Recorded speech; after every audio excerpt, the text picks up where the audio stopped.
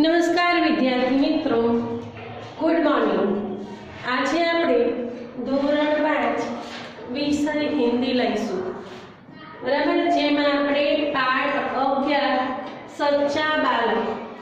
તો સચ્ચા બાલક એ પાઠ બહુ મજા આવે એવો છે, તો બાળ મિત્રો ध्यानથી समझो।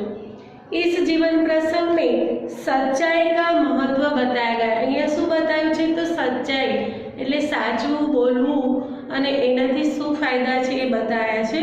जीवन में चाहे कितनी भी मुश्किली आए, पर जो मनुष्य अपने आदर्शों को नहीं छोड़ता है वही महान बनता है, बराबर। गमे तेटली मुश्केली आवे पण जे मनुष्य मुश्केलीनो सामनो करीने आगळ वधे छे ते ज महान बने छे।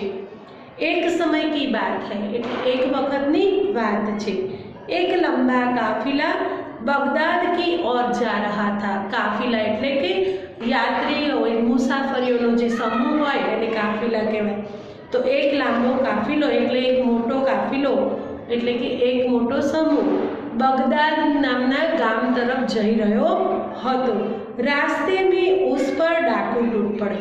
रस्ता में तेना उपर डाकुओ तूटी पड्या, एटले के डाकुओए लूट करी, टूट पड़े और लूटमार करने लगे अने तेओ लूटवा लाग्या, बधाने अने मारवा लाग्या। उस काफिले में एक 9 साल का बालक था। एक समूह में एक 9 वर्षनो नानो बालक हतो। वह एक और चुपचाप खड़ा था। ते एक बाजू चुपचाप ऊभो हतो ने आ बधुं जोई रह्यो हतो।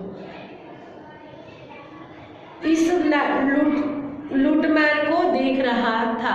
ते आ बधी लूटमार जोई रह्यो हतो। एक डाकू की नजर उस लड़के पर पड़ी। एटलामां एक डाकूनी नजर ते छोकरा पर पड़ी। लड़के के पास आकर यह डाकू कड़क कर बोला। छोकरानी पासे आवीने ए डाकू कड़क कर एटले के ऊंचा अवाजथी, कठोर अवाजथी बोल्यो, तेरे पास भी कुछ है? तारी पासे पण कई छे? डाकू शुं करे, बधाओना दागीना अने पैसा लूटे।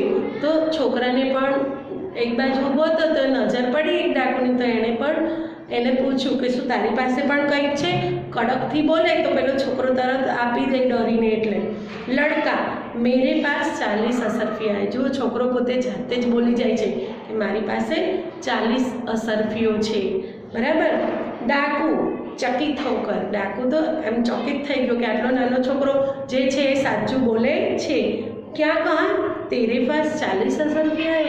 छोकरा पासे पण 40 असरफियो छे, ए तो नवाईनी वात छे। लड़का जी हाँ, छोकरो कहे छे हाँ। डाकू लड़के का हाथ पकड़कर सरदार के पास ले गया। ए डाकू ए छोकरानो हाथ पकड़ीने पोताना सरदार, जे डाकुओनो सरदार होय वडो, एनी पासे लई गयो। उसने अपने सरदार से कहा, तेणे पोताना सरदारने कीधुं, यह लड़का अपने पास 40 असरफिया बताता है। आ छोकरो पोतानी पासे 40 असरफिया छे एवुं कहे छे। सरदार लड़के से एटले छोकराने पूछे छे, तेरी असरफिया कहाँ है? तारी असरफियो क्या छे? लड़के ने अपनी सदरी को फाड़कर उसमें से छुपी 40 असरफिया निकाली। छोकराए पोतानी सदरी ने फाड़ीने, सदरी एटले के जाकेट ने फाड़ीने एमांथी 40 असरफियो काढी। जुओ आगळ शा माटे साचुं बोले छे ए बधुं बतावशे। उन्हें सरदार के सामने रख दिया। तेने पेला सरदारनी सामे मूकी दीधो। डर्या वगर, डरीने नथी मूक्यो। जो कहा यह देखो, अने पछी एणे कीधुं के जुओ आ। सरदार आश्चर्य से, सरदार पण आश्चर्यचकित થઈ ગયો અને એ છોકરાને કહે છે, लड़के असरफियों को इस प्रकार से रखने का उपाय तुम्हें किसने बताया? आ असरफियो एटले कि सिक्काने, सोनाना सिक्का एटले असरफियो, एने આવી રીતે મૂકવાનો આ ઉપાય તને કોણે બતાવ્યો? लड़का मेरी माँ ने उनको सदरी के अस्तर में सी दिया था जिससे किसी को पता न चले।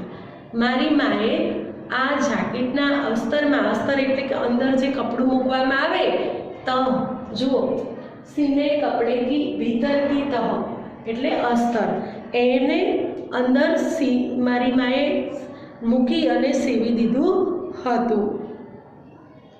मेरी माँ ने उनको सदरी के अस्तर में सी दिया था जिससे किसी को पता मालूम चले, जेथी कोईने खबर ना पड़े। सरदार, तो तूने असरफियों का पता हमें क्यों बता दिया? अगर कोईने खबर पड़े एवं नहोतुं तो ते अमने शा माटे कही दीधुं? लड़का, मैं झूठ कैसे बोलता हूँ? झूठ केवी रीते बोलूँ? मेरी माँ ने कहा था बेटा सदैव सच बोलना, झूठ बोलना पाप है। मारी माए कीधुं तुं कि हमेशा साचुं बोलवुं, झूठुं बोलवुं पाप छे। सरदार डाकुओं से, सरदार बधा डाकुओं ने कहे छे, यह छोटा बच्चा अपनी माँ का इतना कहना मानता है कि ऐसे संकट में भी झूठ नहीं बोला। आ नानुं बाळक पोतानी माનું એટલું કીધું કરે છે કે આવા વખતમાં જ્યારે લૂંટમાર થઈ રહી છે અને બધાને લૂંટેરાઓ મારી રહ્યા છે તેમ છતાં પણ ડર્યા વગર એ જૂઠું બોલતો નથી। हम लोग बड़े होकर भी ईश्वर के बताए नेक रास्ते पर नहीं चलते। ए पोतानी माનું આટલું માનીને સાચું બોલે છે, પણ આપણે ભગવાનના બતાવેલા રસ્તા પર જે ઈશ્વરનો ડર રાખીને પણ નથી ચાલતા। और लूटमार करते અને लूटमार કરી એ છીએ। सब डाकू, सरदार बात तो ठीक है, બધા જ डाकू કહે છે કે ના તમારી વાત તો બરાબર છે। सरदार डाकुओं से, इनका लूटा हुआ सामान इन्हें वापस कर दो। आ बधानो लूटेलो सामान एमने पाछो आपी दो। डाकुओं ने सब सामान वापस कर दिया और आगे कभी लूटमार न करने की प्रतिज्ञा ली। डाकुओए बधानो सामान जेमनो लूट्यो हतो एमने पाछो आपी दीधो अने पछी कोई दिवस लूटमार नहीं करे एवी प्रतिज्ञा लीधी।